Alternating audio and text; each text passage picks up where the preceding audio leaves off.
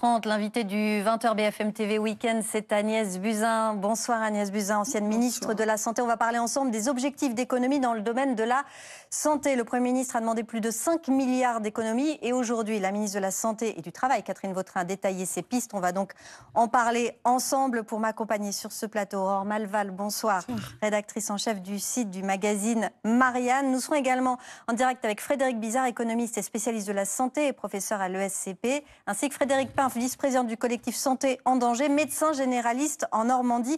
Merci à vous.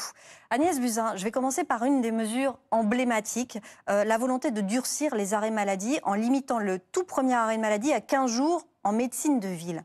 À votre avis, c'est efficace ? Alors, je ne sais pas si ça sera efficace, mais ce qui est clair, c'est que cela fait des années que nous cherchons à réduire la progression des arrêts maladie, car ils progressent plus vite que l'état de maladie de la population générale. Donc on a la sensation que, bien que les gens vieillissent et que bien qu'il y ait plus de personnes malades, la dynamique des arrêts maladie est déconnectée, en fait, de l'état réel de santé de la population.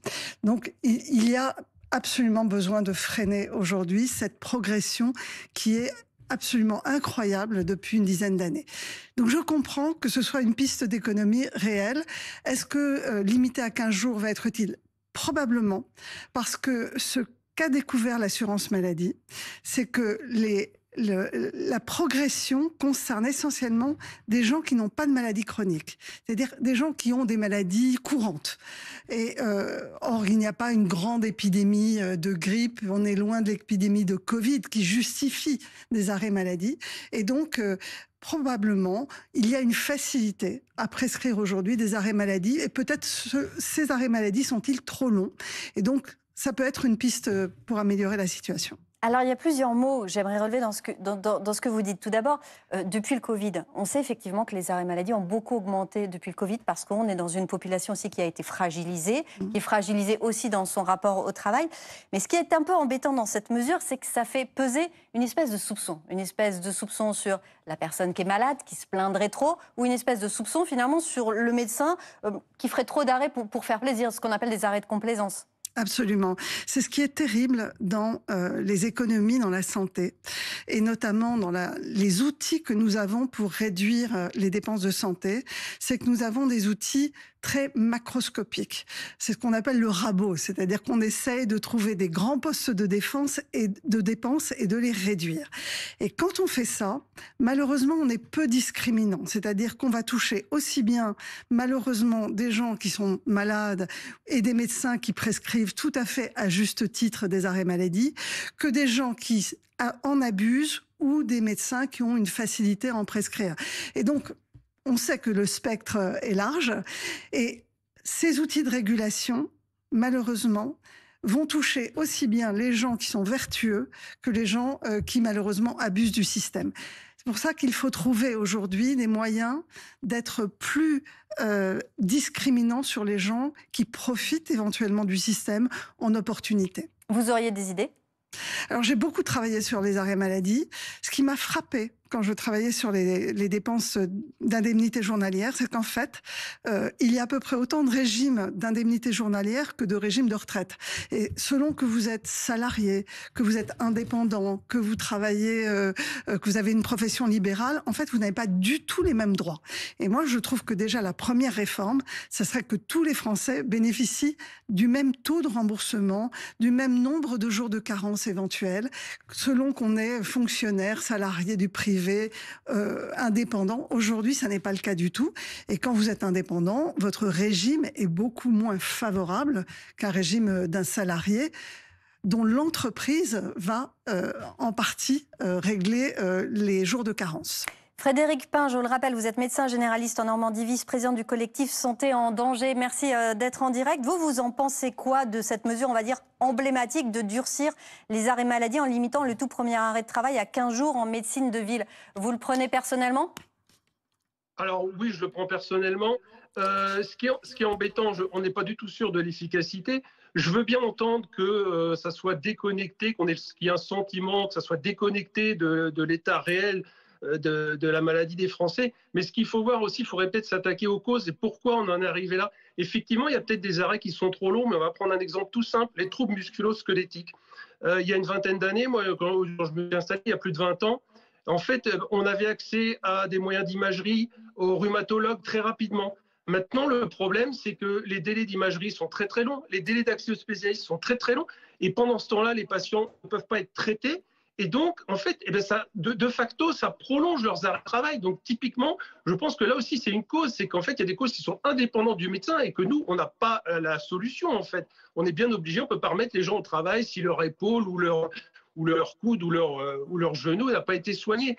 Il y a ça qui rentre en ligne de compte. Je pense que ça c'est un facteur très important dans l'allongement des arrêts de travail. Restez avec nous, Frédéric Pin. Agnès Buzyn, vous entendez cette justification? Oui, je trouve que... C'est la question du maillage, toujours aussi. Oui, mais l'argument que donne le docteur Pin est tout à fait valide et il y a certainement des situations qui expliquent cet allongement des durées d'arrêt de travail.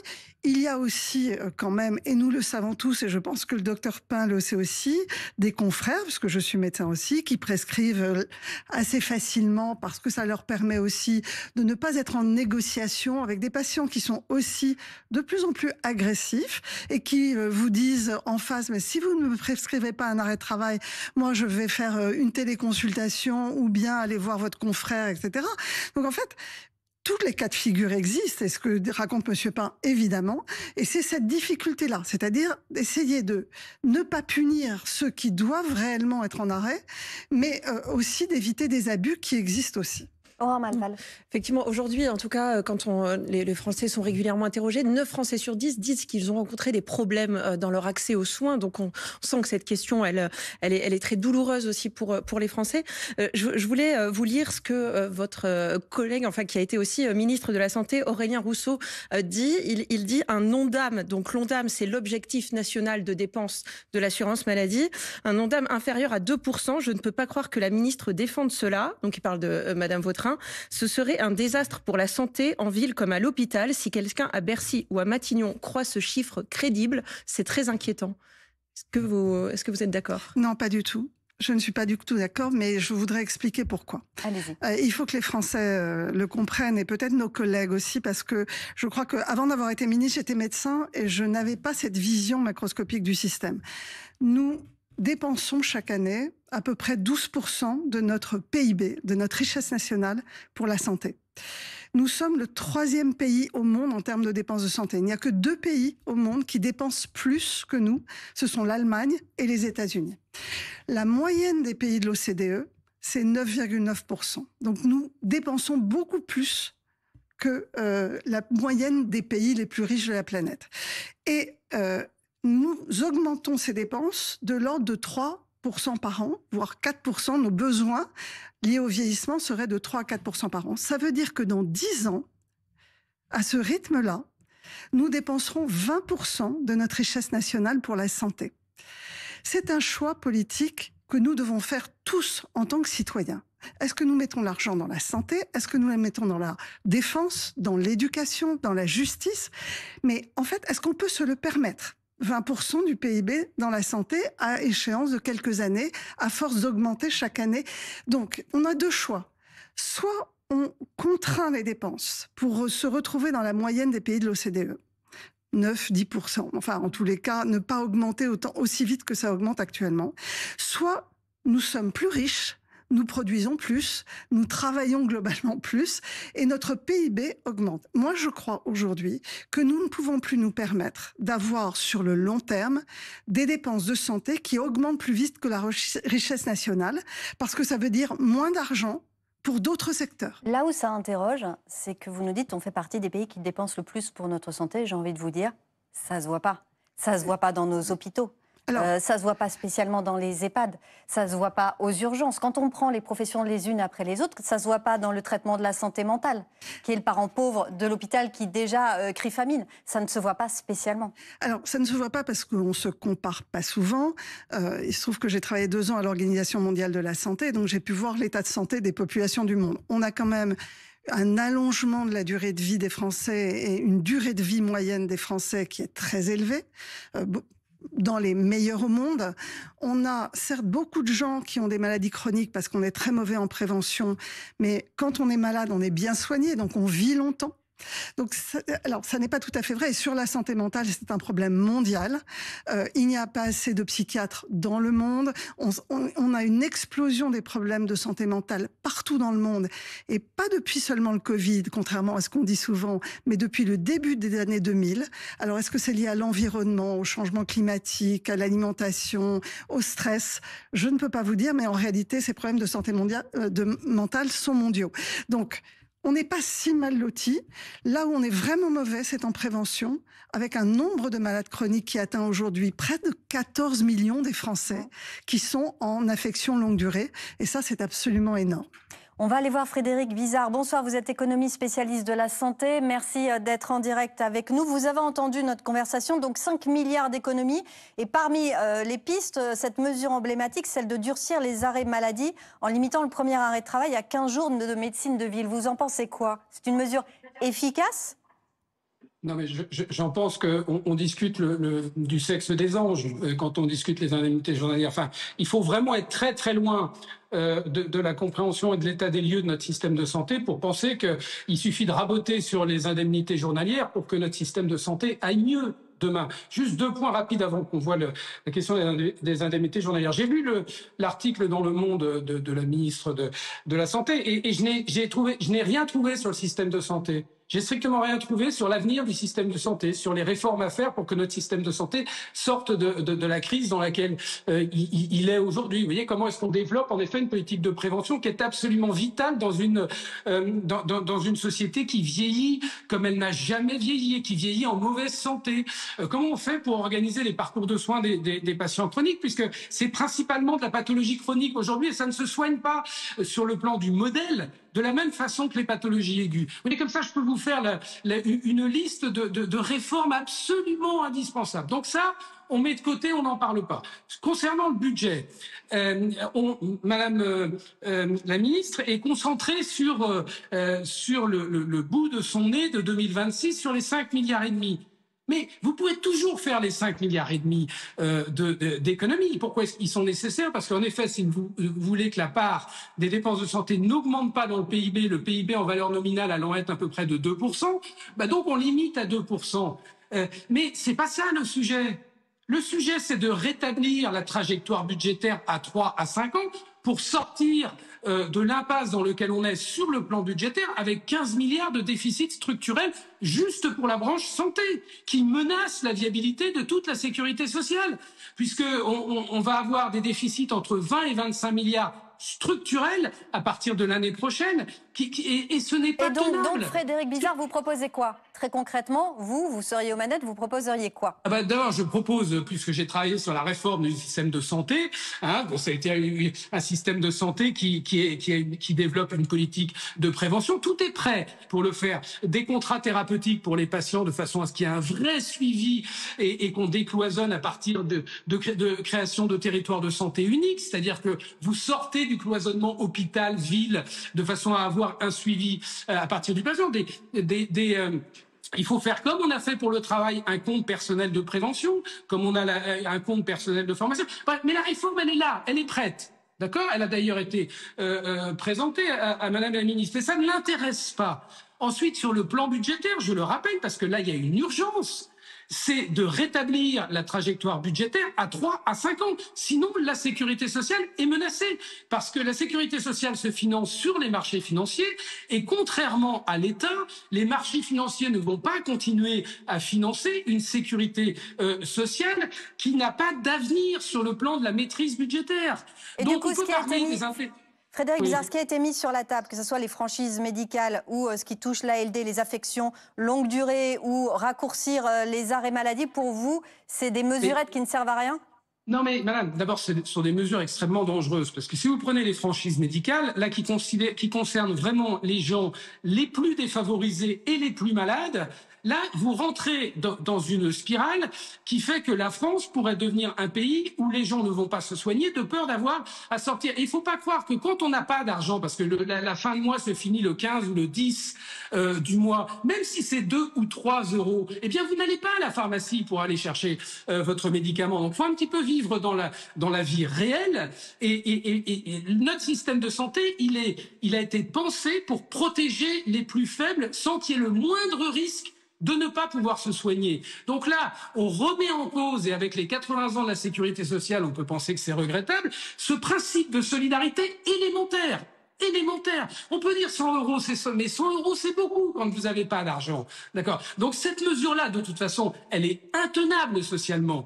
De la même façon que les indemnités journalières, c'est intenable socialement et économiquement pour le coup. Parce que si vous voulez faire payer les entreprises 1 milliard ou 1,5 milliard avec plus de charges, forcément vous allez avoir un impact macroéconomique. Frédéric Bizard, on va revenir vers vous, on va faire réagir en plateau. Agnès Buzyn, vous entendez ces arguments et notamment celui sur la franchise médicale. Oui, mais je voudrais surtout revenir sur ce que dit Monsieur Bizard sur le fait que ce sont des mesures effectivement qui ne sont pas transformantes. Ce sont des mesures que prend un gouvernement qui n'a pas de majorité, qui ne peut pas faire passer un texte de loi, parce que pour transformer le système, et il y a des pistes évidemment de transformation, on avait commencé en 2019, mais je pense que aujourd'hui, devant l'absence de majorité et l'absence de capacité à passer un texte de loi, surtout très transformant, pour justement réduire un peu ces dépenses de santé, puisque nous dépensons beaucoup, mais assez mal. C'est ce que vous disiez tout à l'heure, mais nous dépensons énormément d'argent par rapport aux autres pays du monde. Donc il faut qu'on arrive à dépenser autant, mais que ce soit beaucoup plus efficace qualitativement. Et ça demande des transformations profondes. Ça n'est pas évidemment ce que fait le PLFSS, c'est-à-dire le budget, le projet de loi de budget de la sécurité sociale qu'a présenté Madame Vautrin, parce qu'elle n'en a pas les moyens. Politique, j'entends. Donc, c'est ce qu'on fait quand on est pris par l'urgence et quand on est pris par un besoin de réduire un déficit. On fait des mesures macroscopiques, là où ça rapporte le plus d'argent. Elles font du mal. Elles peuvent faire du mal, notamment aux gens les plus pauvres. En gros, ce qu'on dit, c'est qu'elles rapportent pas suffisamment pour que ça soit pérenne et ça coûte beaucoup aux gens qui les subissent. C'est ce que vous disiez au début, en fait. Ça fait mal. Ça rapporte, ça permet de réduire un peu, parce qu'en réalité, ce qu'on n'a pas dit non plus aux Français, c'est que le Ségur de la santé, c'est-à-dire l'augmentation de salaire des personnels hospitaliers en 2020 après le Covid, pour leur rendre quelque part hommage, une façon de les respecter pour ce qu'ils avaient fait, ce Ségur de la santé nous coûte aujourd'hui 13 milliards d'euros par an, et ça creuse le déficit, et ça n'a jamais été financé. C'est-à-dire qu'on n'a pas mis en face de ça des recettes supplémentaires. Et donc, une grande partie du déficit aujourd'hui part dans les salaires. Donc, je crois qu'il y a besoin de réformes structurantes, comme le dit Monsieur Bizard. Moi, je pense que ça passe notamment par un changement radical des modes de financement des professionnels des hôpitaux. D'abord pour que la ville et l'hôpital travaillent mieux ensemble, pour qu'il y ait des financements très incitatifs à faire des actions de santé publique, des actions de prévention pour les médecins notamment, pour qu'on ouvre plus le nombre de plages horaires pour augmenter l'accès aux soins par exemple. Tout ça, ça pourrait être des rémunérations forfaitaires. Donc, mais ça nécessite des textes de loi, des négociations syndicales et aujourd'hui, une majorité aussi. Et une majorité. Il y a quelque chose qui revient souvent quand on discute avec des professionnels, et d'ailleurs on voit que c'est pas une idée qui sur d'autres plans est totalement absente du gouvernement, hein, faire des économies sur ces strates, ces millefeuilles administratifs. La question des ARS, pourquoi elle n'est pas posée alors que de nombreux spécialistes disent que ces agences régionales de santé ne sont pas assez proches du terrain pour faire remonter des besoins, et en même temps participent à une lourdeur bureaucratique qui coûte cher, enfin qui représente un coût. Oui, alors on peut toujours essayer de supprimer des agences. En réalité, sincèrement, c'est l'épaisseur du trait par rapport aux 250 milliards de la sécurité sociale. On n'est même pas dans le milliard. Quand on fait des petites mesurettes qui touchent les Français, pourquoi ne pas les chercher aussi un petit peu ici? Oui, on peut toujours faire des progrès sur la bureaucratie. Elles ont été créées pour une bonne raison, c'est-à-dire vraiment avoir une vision plus territoriale, justement pour ne pas appliquer de Paris les mêmes recettes partout. Malheureusement, la loi NOTRe, alors c'est un peu technique, mais la loi qui a créé les grandes régions a fait que Alors qu'on avait une multitude d'ARS qui étaient bien réparties sur le territoire, on les a rassemblées, donc elles sont plus loin du terrain. C'est depuis la loi sur les grandes régions. Avant, ça n'était pas le cas, et on leur reproche maintenant d'être un peu trop loin du terrain. Mais elles sont quand même plus proches du terrain que de Paris au ministère de la Santé. Donc l'objectif, c'est justement qu'elles soient capables d'adapter un peu les recettes aux réalités des territoires. La Guyane, la Savoie, ce n'est pas du tout le même territoire. Il faut être en capacité de voir les choses de terrain. Donc oui, bien sûr, on peut faire des économies, mais enfin, parler de bureaucratie quand on est sur les 250 milliards de dépenses de l'assurance maladie, on est sur un détail microscopique. On va retourner voir Frédéric Pain, médecin généraliste, vice-président du collectif Santé en danger. J'aimerais avoir votre regard. Est-ce que pour vous aussi, ces franchises médicales touchées aux affections de longue durée, au remboursement de certains médicaments, c'est un problème et ça met en danger les Français? Alors, très clairement, ça va mettre en danger les plus vulnérables. On a pu constater déjà depuis 3 ou 4 ans, depuis l'inflation en fait. On est aussi confronté de plus en plus à des patients qui refusent les arrêts de travail, ça faut bien en parler, parce que les gens n'ont plus les moyens, ne serait-ce que les 3 jours de carence, parce que toutes les entreprises ne prennent pas ça en charge comme il faut. Il y a les travailleurs indépendants, donc aussi c'est difficile. Donc il y a de plus en plus de gens qui refusent les arrêts de travail, faute de moyens financiers. C'est très clair que là, la limitation, enfin l'augmentation des jours de carence, l'augmentation des franchises, la limitation des arrêts de travail, on va clairement avoir un renoncement aux soins qui va être majoré. Et notamment pour les arrêts de travail, on va peut-être gagner d'un côté avec des gens qui ne vont pas s'arrêter, mais ceux qui auraient dû s'arrêter, qui ne vont pas s'arrêter, ça coûtera beaucoup plus cher à l'arrivée. Je ne suis pas sûr effectivement que ces limitations d'arrêt de travail, à mesure, soient efficaces. Je suis très très loin d'être sûr de ça. Aurore Malval, justement, sur ces arrêts de travail où on pourrait repousser la prise en charge interviendrait au 7e jour. Au 7e jour par les entreprises. Ça crée une inégalité aussi en fonction de si c'est une petite entreprise, si c'est une grosse entreprise, comment est pris en charge l'arrêt de travail. Effectivement, en tout cas dans les grandes entreprises, il y a fort à parier que ça ne posera pas beaucoup de problèmes si effectivement l'indemnisation entre le 3e et le 6e jour, parce que déjà aujourd'hui les 3 premiers jours peuvent être pris en charge par l'entreprise.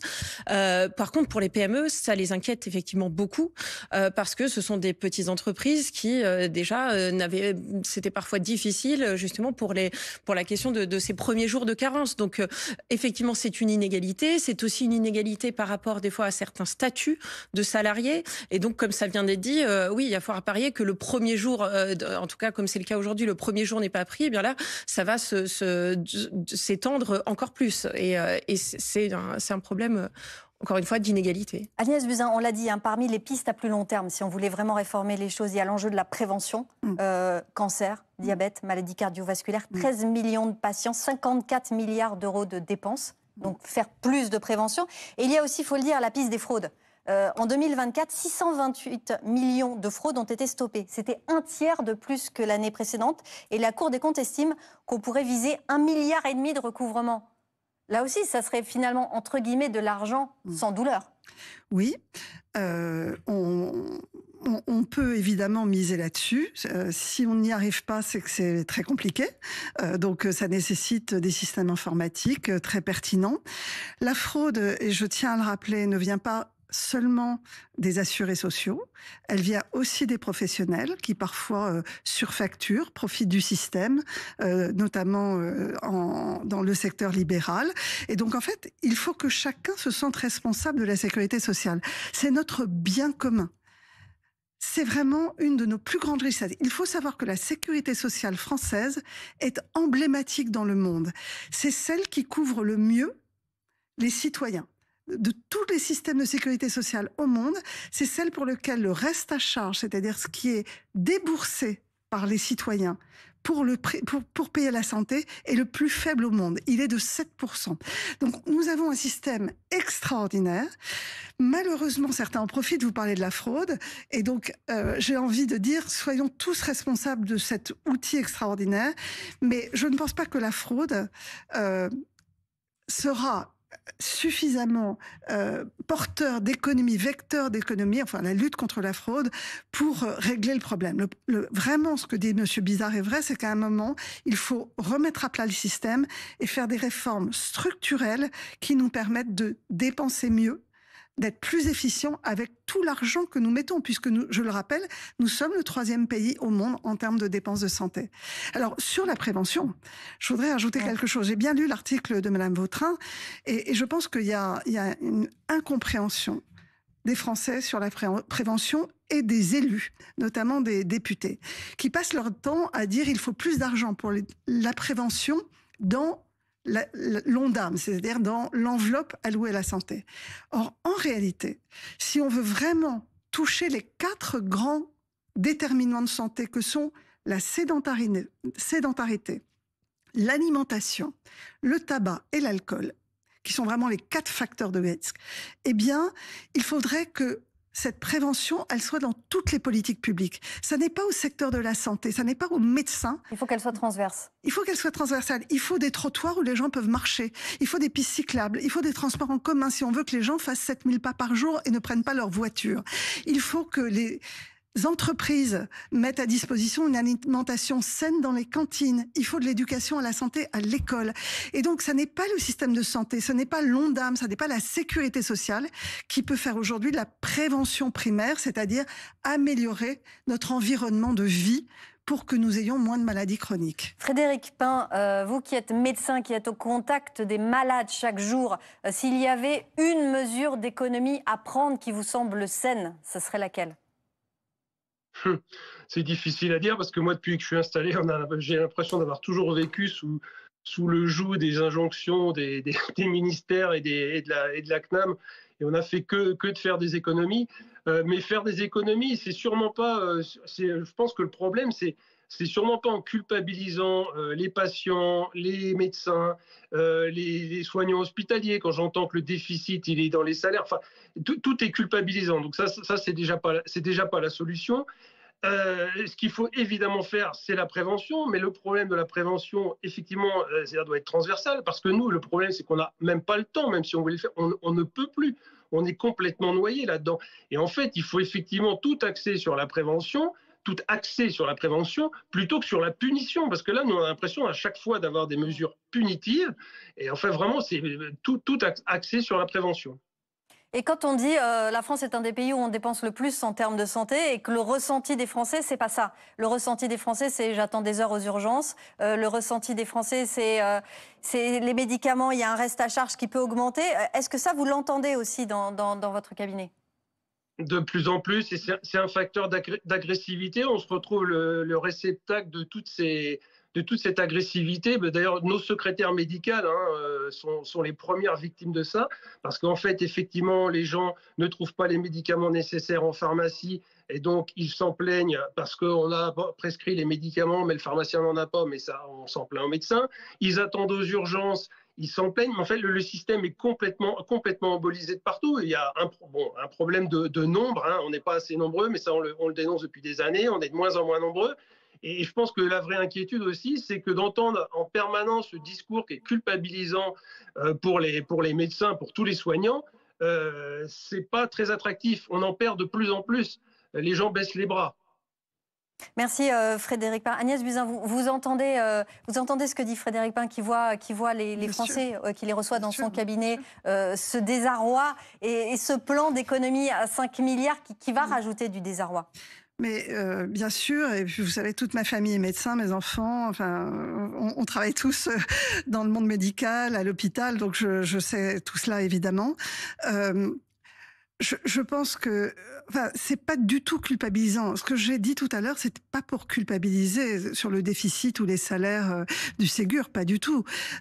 C'est simplement expliquer. Je cherche à expliquer le problème pour que tous ensemble, on comprenne où est-ce qu'il y a des pistes d'amélioration. Il y a des pistes d'amélioration dans les parcours de soins. Ils sont trop erratique, c'est-à-dire que les malades vont d'un professionnel à l'autre, le dossier médical n'est pas forcément à jour, les examens sont refaits, tout ça on le sait, ça fait des années que nous n'arrivons pas à avoir les outils numériques qui nous permettent d'avoir une fluidité, d'éviter des des doublons.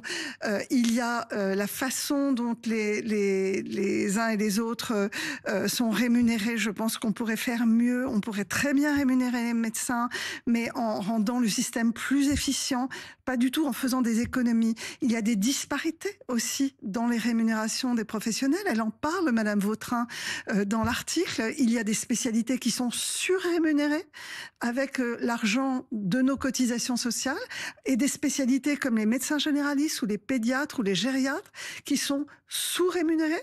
Et donc, il faut remettre à plat le système. C'est absolument indispensable. Ça nécessite une réforme d'ampleur. Ça nécessite une majorité. Ça nécessite une vision. Et je crains malheureusement que dans les 2 ans qui viennent, on ne soit capable de faire que du rabot tel que ça nous est présenté là, parce que nous n'avons pas d'autres leviers, pas d'autres outils pour préserver notre sécurité sociale. Merci beaucoup Agnès Buzyn d'être venue sur ce plateau. Merci Aurore Malval et merci à Frédéric Bizard et Frédéric Pain qui étaient en direct avec nous.